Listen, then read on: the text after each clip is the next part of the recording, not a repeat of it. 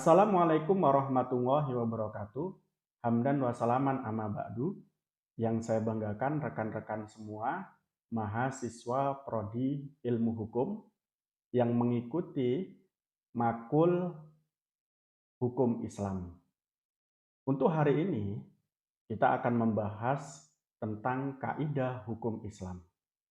Bagaimana kita tahu bahwa dalam pelajaran sebelumnya, kita mengenal asas hukum Islam. Yang satu daripada asas tersebut menyatakan bahwa hukum Islam ini berlaku universal. Dan hukum Islam ini juga sangat sempurna karena dianggap, bukan hanya dianggap, karena diyakini telah mengatur segala aspek kehidupan manusia dalam kehidupannya. Ini yang kemudian untuk memudahkan kita berargumentasi hukum dan menjawab permasalahan yang begitu banyak di dalam hukum Islam. Dalam kaitan ini, para ulama membuat satu formulasi kaidah yang memudahkan kita nantinya untuk menjawab permasalahan-permasalahan hukum di dalam hukum Islam. Formulasi yang dibuat oleh para ulama terkait tentang kaidah hukum tersebut biasanya di kawan-kawan syariah disebut dengan kaidah fikih. Jadi kaidah hukum atau kaidah fikih. Nah, menilik bahwa klasifikasi kaidah fikih itu ada dua macam. Yang pertama, kaidah khamsah al-kubro. Yang kedua, kaidah khilafiyah. Nah, yang kita bahas nanti adalah kaidah khamsah al-kubro. Ya, jadi kalau melihat daripada istilahnya yang kita sebut tadi bahwa kaidah khamsah al-kubro berarti nanti akan kita pelajari 5 kaidah. Yang 5 kaidah ini mencakup berbagai permasalahan. Bahkan menurut para ulama, 5 kaidah ini bisa menjawab 75.000 bab dalam permasalahan fikih. Oleh karena itu, keuntungan bagi kita manakala kita mengetahui, menghafal, dan dapat mengimplementasikan kaidah ini. Karena dengan menghafal 5 kaidah saja, kita bisa membahas, kita bisa berargumentasi, dan menjawab hukum dan permasalahan hukum sekitar 75.000 pembahasan. Karena itu nanti untuk kemudian apa yang kita harus dapat dari pembelajaran ini, tentunya nanti mahasiswa diharapkan memahami kaidah hukum Islam ini. Baik itu maknanya, baik dasar hukumnya, dan juga aplikasinya. Ini diharapkan mahasiswa memahami ini. Selain itu juga, mahasiswa dalam pembelajaran ini nanti diharapkan dapat mengembangkan aplikasi. Jadi yang nanti kita tunjukkan di dalam pembelajaran ini, aplikasi kaidah itu sangat terbatas. Nah, nanti setelah mempelajari ini, mahasiswa bisa mengembangkan aplikasi yang lebih berkembang lagi atau lebih banyak lagi.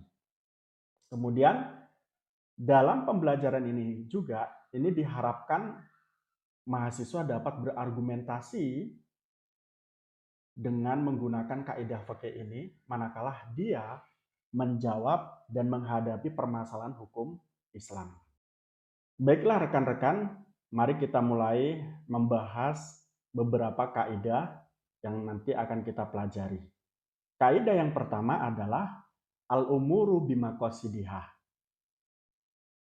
Yang artinya adalah segala sesuatu tergantung pada orientasinya, pada tujuannya.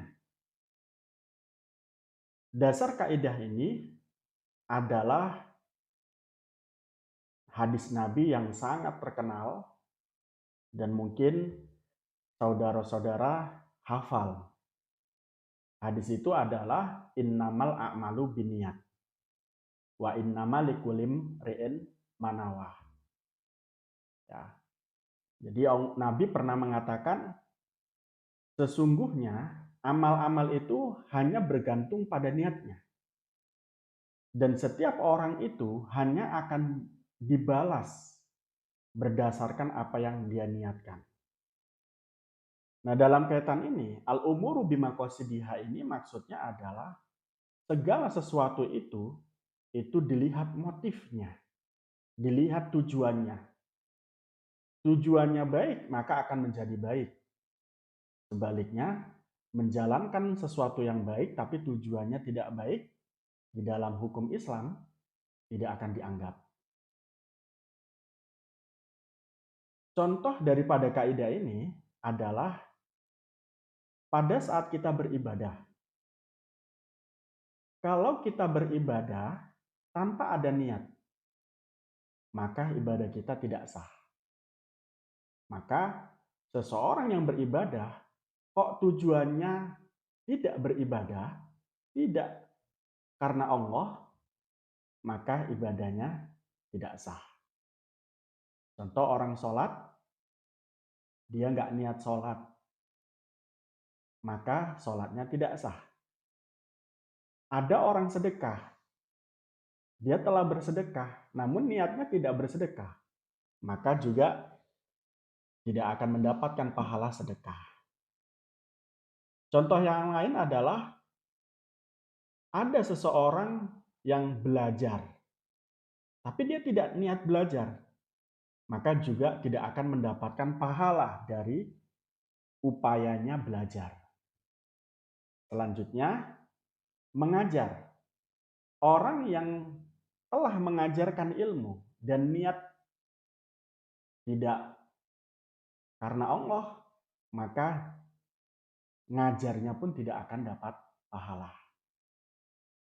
Nah, begitu juga orang makan. Orang yang makan itu akan dapat pahala manakala ketika dia makan, ia berniat bahwa dia makan untuk menguatkan diri agar nanti ketika beribadah bisa menjalankannya. Maka akan jadi ibadah, makan. Sama halnya dengan minum. Minum, ketika minum diniati untuk menjadi ibadah, maka akan menjadi ibadah. Nah, praktik di dalam hukum kita, kaidah ini sangat erat dengan apa? Dengan bahwa sebuah hukuman, sebuah sanksi itu akan tergantung pada motifnya. Contoh, ketika ada seseorang membunuh. Membunuh dalam Islam itu ada 3 macam. Ada membunuh dengan sengaja atau disebut dengan qatlul amdi. Kemudian ada shibbel amdi. Kemudian yang ketiga qatlul khoto. Nah, ketiganya ini dikategorikan qatlul amdi, dikategorikan shibbel amdi, atau dikategorikan khoto, ini tergantung motif, tergantung tujuannya. Ya. Sehingga ada orang sebetulnya tidak ingin membunuh seseorang. Contohnya ada orang memukul kepala seseorang dengan menggunakan pulpen. Ketika dia memukul sejatinya tidak niat untuk membunuh seseorang, tapi ketika dipukul ternyata orangnya meninggal. Maka dalam keadaan semacam ini dia punya motif itu yang dijadikan dasar. Dia akan dihukum apakah ia sebagai orang yang membunuh dengan sengaja atau membunuh dengan sengaja tetapi serupa dengan sengaja, dan bahkan atau membunuh dengan salah, kan gitu. Sehingga dalam kaitan ini Anda bisa menggunakan argumentasi kaidah al-umuru bimaqasidiha. Sebuah perkara itu dilihat daripada tujuannya. Itu kaidah yang pertama. Kemudian Kaidah yang kedua, al-yakinu la yuzalu bisyak. Sebuah keyakinan tidaklah dapat dihilangkan dengan keraguan. Jadi kalau Anda sudah punya keyakinan, itu tidak bisa dihilangkan dengan datangnya keraguan di dalam hati Anda. Contohnya apa? Contohnya adalah ketika Anda ragu batal wudhu atau belum. Maka dalam kaitan ini, ragu adalah sesuatu yang baru datang. Ya, ragu batal wudhu adalah sesuatu yang baru datang. Sedangkan wudhunya Anda itu adalah sudah Anda yakini. Maka dalam kaitan semacam ini, Anda dianggap sebagai orang yang masih punya wudhu. Ya. Hal tersebut, yakni kaidah ini berdasarkan sebuah hadis di mana Nabi mengatakan idza wajada ahadukum fi batnihi syai'an fa ashkala alaihi akhraja minhu syai'un amla fala yakhrujanna minal masjid hatta yasma' sautan au darihan. Jadi apabila seseorang, kata Nabi, dari kamu mendapatkan sesuatu di dalam perutmu, yakni merasa perutnya itu sakit atau mual gitu, lalu timbul keraguan, apakah sesuatu keluar dari perut kita akibat perut kita mules atau mual tadi. Maka dalam keadaan semacam ini kan dianggap kentut itu. Atau kan kita merasa bahwa kita akan kentut. Nah, dalam keadaan semacam ini kalau kita tidak menemukan bau dan juga suara kentut, maka nggak usah membubarkan diri dari sholat kita. Karena kita pada saat itu dalam keadaan masih suci. Jadi kentut itu membatalkan wudhu. Nah, pada saat sholat, kok perut merasa sakit, dan kemudian kita merasa dan ragu apakah saya kentut apa belum, dalam keadaan semacam itu, maka belum kentut. Sebelum, dengan catatan kita belum mendengar suara ataupun membau bau kentut. Itu begitu. Lebih lanjut, dalam kaitan ini kawan-kawan, ada beberapa istilah yang muncul dari kaidah ini. Untuk kemudian kita bisa membedakan apa itu yakin, apa itu syak. Nah, di dalam usul fikih, yakin, syak, atau yakin dan ragu ini disebut dengan idrokat. Idrokat itu adalah sebuah perasaan yang ada di dalam jiwa kita. Ya, idrokat namanya. Nah, idrokat itu salah satunya adalah yakin. Imam Suyuti mendefinisikan yakin itu adalah huwa makana thabitun bin nadar au bidalil. Ya, sesuatu yang tetap manakala telah dilihat ataupun ada petunjuk. Jadi sesuatu yang ada petunjuknya ataupun sudah pernah dilihat, itu akan menyebabkan dalam pikiran kita sebuah keyakinan. Akan membentuk sebuah keyakinan. Itu adalah yakin. Nah, kemudian ada di bawahnya, ada don. Don itu adalah prasangka kuat. Prasangka kuat itu adalah bukti-buktinya atau dalil-dalilnya itu lebih kuat ya dibanding dalil ketidakadaannya. Itu don. Nah, syak. Syak ini adalah keraguan yang 50-50. Yang 50-50. Contohnya, ada orang meragukan hari ini akan hujan. Karena apa? Karena dilihat mendung sudah ada. Tapi bukan berarti mendung ada itu hujan. Nah, mendung itu dianggap bukti 50%, ketidakhujanan itu memungkinkan 50%. kalau ada mendung begitu.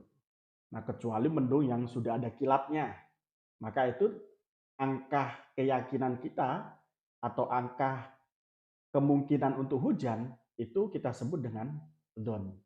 Nah, syak ini adalah manakala ada mendung tapi tidak ada kilat dan mendungnya hanya gelap begitu saja. Itu begitu. Yang ketiga adalah waham, yakni prasangka lemah, di mana dalilnya itu atau buktinya itu sangat lemah sekali. Ya, contohnya adalah membuktikan sesuatu tapi bukti dari adanya sesuatu itu sangat sedikit, sangat sedikit. Contoh, ketika Anda membuktikan saya ada di kampus atau tidak. Anda hanya berpatok dan mengerti bahwa hari itu saya punya jadwal. Anda tidak mengetahui motor saya, Anda tidak mengetahui apa yang melekat dari saya.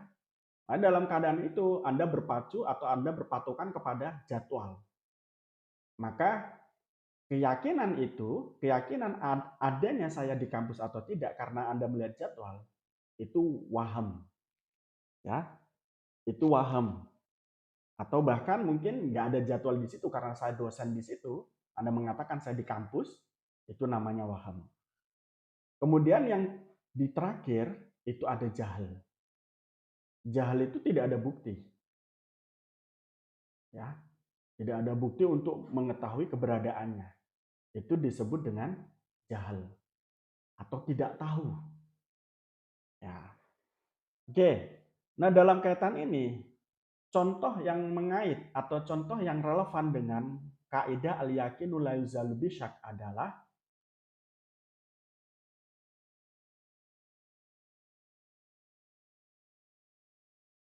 tadi contoh ada seseorang yang telah berwudu, lantas kemudian ia ragu terhadap ia batal atau belum. Nah, sementara pada saat itu keraguan batal atau belum itu tidak ada indikasi kentut dan tidak ada indikasi yang membatalkan wudhu yang lainnya. Maka dalam keadaan semacam ini, orang dalam ragu apakah ia batal apa belum, maka dia tetap dalam keadaan punya wudhu. Contoh kecilnya begini, si A sholat maghrib, sebelum sholat maghrib dia wudhu dan telah melakukan sholat maghrib. Nah, setelah itu dia duduk-duduk di masjid. Duduk-duduk di masjid untuk menunggu sholat isya. Datang sholat isya, lantas kemudian dia ragu apakah saya batal apa belum. Maka dalam keadaan semacam ini, orang tersebut masih punya wudhu dan tidak batal. Kenapa? Keyakinan dia telah wudhu pada sebelum maghrib dan ragunya adalah batal apa belum. Maka keyakinan ini tidak bisa dikalahkan dengan keraguan tentang dia batal apa belum. Selanjutnya, andai kata Zaid ragu adanya hutang kepada Amr, lalu ia mengatakan pada Amr bahwa apakah Amr memiliki hutang padanya. Maka dalam keadaan semacam ini, Amr tidak punya hutang. Kenapa? Karena keraguan si Amr punya hutang itu tidak bisa mengalahkan keyakinan bahwa Amr sebelumnya tidak punya hutang. Karena dalam kaitan ini nanti ada cabang kaidah yang disebut dengan al aslu baqa'u makana ala makan atau al aslu baro'atud dimmah. Jadi seseorang itu dalam keyakinan seseorang kan memang dia tidak punya hutang asalnya. Nah, dia ragu bahwa orang punya hutang kepadanya. Maka keraguan itu tidak bisa mengalahkan posisi awal. Itu begitu. Nah, kemudian yang ketiga adalah ad-dororu yuzal. Nah, kaidah ini sangat luas sekali ya. terkhusus mengait tentang hukum pidana. Ya, hukum pidana itu adalah hukum mengait terkait tentang apa? Kejahatan jiwa, kejahatan harta, kejahatan harga diri dan lain sebagainya. Ini masuk bisa digunakan kaidah ini untuk menyelesaikan itu. Dalam kaitan ini atau untuk menyelesaikan itu, untuk menghukumi itu, gitu ya. Kaidah ini ad-dororu yuzal. Dalam Islam itu sebuah kemadorotan harus dihilangkan. Apa kemadorotan itu? Adalah sesuatu yang dapat membahayakan fisik atau non-fisik, atau dapat membahayakan individu atau kelompok, dan bahkan membahayakan harta benda. Nah, ini harus dihilangkan. Sesuatu yang membahayakan di jiwa kita, keluarga kita, terus kemudian membahayakan harta benda kita, membahayakan orang lain, itu harus dihilangkan. Contohnya, boleh tidak membuat atau meletakkan jarum di tengah jalan? Nah, kalau melihat kaidah ini, maka bisa dijawab tidak boleh. Kenapa? Ad-dororu yuzal. Sesuatu yang membahayakan itu harus dihilangkan. Dalam kaitan ini, meletakkan jarum di tengah jalan itu membahayakan orang. Maka hukum daripada meletakkan jarum di tengah jalan adalah tidak diperbolehkan. Contoh yang lagi, membunuh orang boleh tidak? Tidak boleh. Karena apa? Membahayakan orang lain. Nah, kaidahnya apa? Ad-dororu yuzal. Nah, di situ kita bisa tahu bahwa kaidah ini terkhusus untuk pidana, ya, untuk delik pidana ataupun perdata.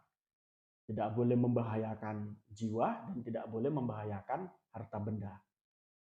Nah, kemudian dasar kaidah ini apa? Tentunya hadis bahwa Nabi pernah mengatakan la dororoh wala diroroh. Jangan pernah membahayakan diri sendiri dan jangan pernah membahayakan orang lain. Oke. Jadi dengan menghafal ad-dororu yuzal itu, Anda sudah bisa menghukumi sesuatu. Bahwa sesuatu yang memantik atau memunculkan mara bahaya itu harus dihilangkan. Dan itu di dalam syariat Islam tidak diperkenankan. Nah, contoh dalam kaitan kaidah ini adalah mentalak istri. Ketika kita diperbolehkan untuk mentalak istri, maka ketika sudah mentalak istri, tidak boleh kita menyakiti lebih lanjut dengan cara memukulnya, dengan cara membakarnya, dengan cara yang lainnya. Contoh dalam kaitan ini sudah disebutkan di dalam surat Al-Baqarah 231. Allah mengatakan wa idza talaqtumun nisaa fabalaghna ajalahunna fa'amsikuhunna bima'ruf au sarrihuhunna bima'ruf wala tumsikuhunna diroron lita'tadu. Jadi apabila kamu mentalak istrimu lalu mereka mendekati masa iddahnya, maka rujukilah mereka dengan cara yang ma'ruf, dengan cara yang baik, atau ceraikanlah mereka dengan cara yang ma'ruf pula. Jangan rujuk mereka untuk memberi kemadorotan.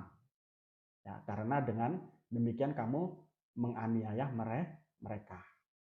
Contoh yang lain adalah wala ta'tu sufaha amwalakumul lati ja'alallahu lakum qiyama warzuquhum biha wa kasuhum wa qulu lahum qaulam ma'rufa, ya. Jadi dan janganlah kamu serahkan kepada orang-orang yang belum sempurna akhlaknya harta mereka yang dijadikan Allah sebagai pokok kehidupan mereka. Berikan mereka belanja dan pakaian dan ucapkan kepada mereka kata-kata yang baik. Artinya apa? Ketika kita memberikan harta kepada anak kecil, itu membuat mereka anak kecil ini akan menggunakan harta tersebut tidak pada kemanfaatannya. Nah, dalam kaitan ini, boleh tidak memberikan harta anak kecil ke mereka? Jawabnya tentunya tidak boleh, karena akan membahayakan harta mereka. Akan dimubadirkan, akan tidak sesuai dengan kemanfaatan. Kemudian, larangan membunuh. Ya. Wala taqtulun nafsal lati haramallahu illa bilhaq. Jangan pernah membunuh seseorang yang telah diharamkan oleh Allah kecuali berhak. Kita berhak membunuhnya. Berhak membunuhnya itu dalam kondisi apa? Dalam kondisi perang. Juga dalam kondisi menjadi algojo. Ya, dan juga dalam kondisi membela diri. Itu boleh kita membunuh. Selain itu tidak boleh. Jadi kalau tidak dalam keadaan perang, kita tidak boleh membunuh orang. Itu begitu. Nah, dasarnya apa? Atau kaidahnya apa? Ad-dararu yuzal. Bahwa sebuah bahaya dengan cara membunuh itu harus dihilangkan alias tidak diperkenankan.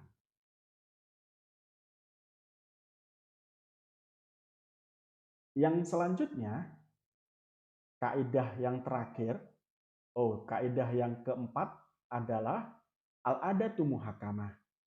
Bahwa adat kebudayaan itu dapat digunakan sebagai dasar hukum. Nah, dalam kaitan ini, apa yang dimaksud dengan adat? Di sini disebutkan al-adatu ma istamaron nafsu alaihi ala hukmil ma'kuli wa adu ilaihi marrotan ba'da ukhra. Jadi yang disebut dengan adat adalah sesuatu yang terus-menerus dilakukan oleh manusia, dapat diterima oleh akal sehat, dan manusia mengulang-ulanginya terus-menerus. Jadi adat itu adalah perbuatan baik yang dilakukan terus-menerus. Itu dinamakan adat. Ya, kalau tidak perbuatan baik, maka bukan disebut dengan adat. Kalau perbuatan baik terus kemudian dilakukan hanya sekali-sekali, itu juga bukan adat. Nah, dalam kaitan ini, dasar daripada adat itu dapat dijadikan landasan hukum. Ini adalah sesuai dengan surat Al-A'raf, hudil afwa wa'mur bil ma'ruf wa'arid anil jahilin. Jadi, jadilah engkau pemaaf dan suruhlah orang-orang mengerjakan kebaikan serta berpalinglah dari orang-orang yang bodoh. Nah, dalam kaitan ini kawan-kawan, adat atau budaya itu bisa dijadikan sebagai landasan hukum itu manakala tidak bertentangan dengan Al-Quran dan Al-Hadis dan tidak bertentangan dengan maqasidus syariah. Ya, sebagaimana kita tahu bahwa adat yang bertentangan dengan Al-Quran dan Al-Hadis dan juga tujuan daripada syariat atau disebut dengan maqasidus syariah itu tidak bisa dijadikan sebagai dasar hukum. Nah, sebelumnya kita sudah bahas bahwa Al-Quran merespon budaya jahiliyah atau adat jahiliyah itu pada 3 respon. Ya, yang pertama ditetapkan sebagai syariat, yang kedua dirubah adat jahiliyah itu untuk menjadi syariat Islam. Ya, yang jelek dibuang, tapi yang baik diambil, itu cara merubahnya. Kemudian yang ketiga diharamkan. Nah, ini sudah kita bahas panjang kemarin. Nah, dalam kaitan ini, sebuah hadis yang diriwayatkan oleh Imam Ahmad mengait tentang bahwa adat itu bisa dijadikan dasar hukum, itu adalah dasarnya adalah hadis maro'a muslimuna hasanan fahuwa indahu hasanun. Gitu ya. Jadi sesuatu yang dilihat oleh orang muslim itu baik, maka menurut Allah juga baik. Jadi ini al-adatu muhakamah. Ini dapat kita gunakan sebagai argumentasi hukum manakala di dalam Al-Quran tidak menyebutkan hukum, di dalam Al-Hadis tidak menyebutkan hukum tentang sesuatu yang baru kita temui, maka kita bisa menggunakan adat kita bagaimana melihatnya. Ya. Sehingga nanti pada gilirannya kita mengetahui hukumnya. Nah, contoh daripada adat ini adalah ketetapan eh, jumlah atau masa haid itu berdasarkan ketetapan jumlah masa haid atau waktu haid itu ditetapkan atas dasar kebiasaan perempuan haid.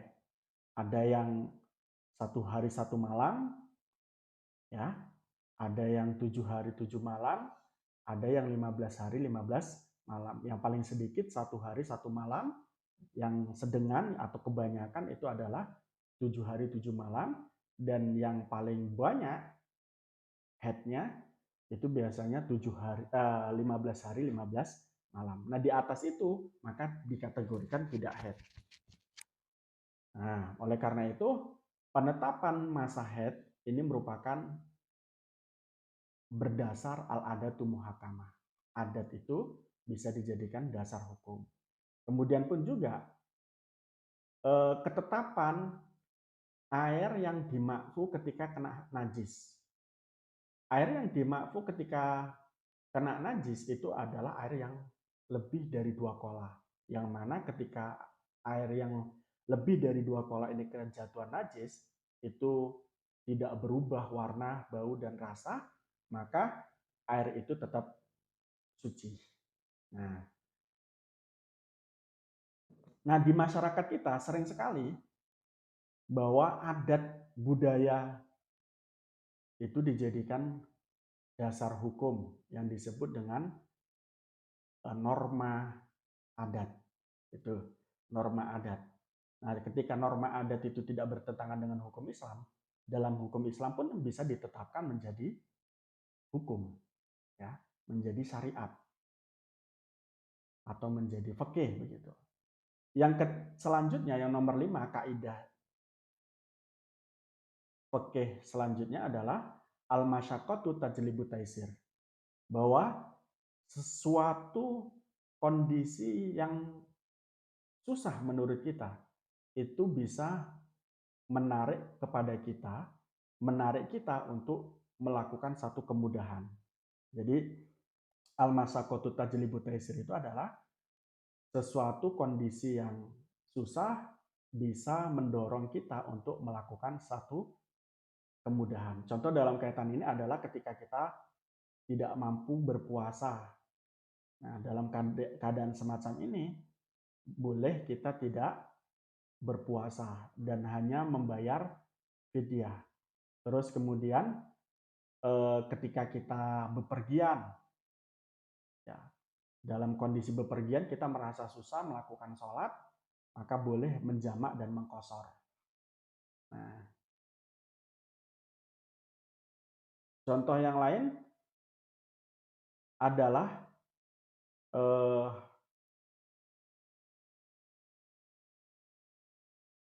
ketika kita tidak bisa sholat berdiri, di mana kita sholat itu kan harus berdiri sebetulnya.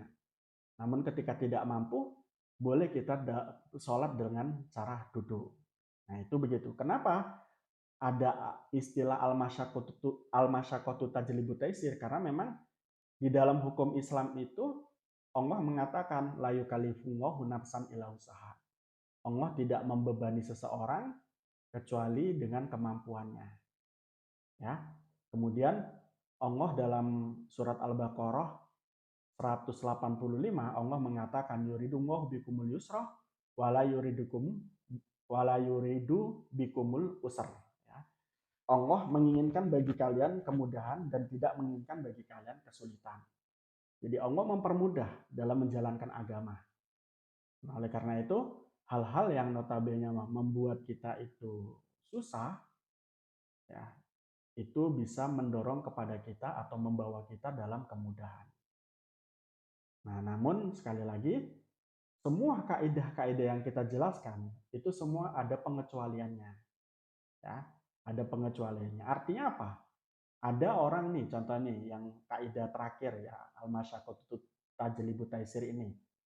Ada orang merasa malas menjalankan ibadah sholat. Apakah kemudian sholatnya bisa gugur? Tidak. Kenapa? Sholat itu wajib dan kemudian malas itu bukan masyakot, ya. Malas itu bukan masyakot. Malas itu adalah sesuatu keinginan yang tidak menghendaki melakukan sesuatu. Jadi dia nafsu itu. Nah, kalau masyakot itu adalah berkait tentang kemampuan kita. Jadi kita mampu atau tidak. Sehingga kalau malas, ini sebetulnya kita mampu. Karena hanya saja kita itu malas, nggak mau itu. Nah, oleh karena itu malas tidak masuk dalam kategori masyakot. Sehingga ada orang merasa berat karena malas melakukan ibadah sholat, dia tidak boleh meninggalkan sholat atau menjamak sholat. Itu mungkin kawan-kawan yang bisa kita uh, pelajari hari ini, mudah-mudahan bisa dipahami. Nah, dan sekali lagi saya mohon maaf tidak bisa masuk hari ini karena memang tadi ada kepentingan yang saya sudah sampaikan kepada penanggung jawab kelas bahwa hari ini atau tadi pagi saya bertemu dengan dosen pembimbing saya sehingga saya tidak bisa masuk. Dan mudah-mudahan dengan upaya kita upaya saya ini yakni membuat video untuk menjelaskan materi hari ini bisa dipahami dengan baik oleh kawan-kawan. Begitu, billahi taufiq walhidayah. Assalamualaikum warahmatullahi wabarakatuh.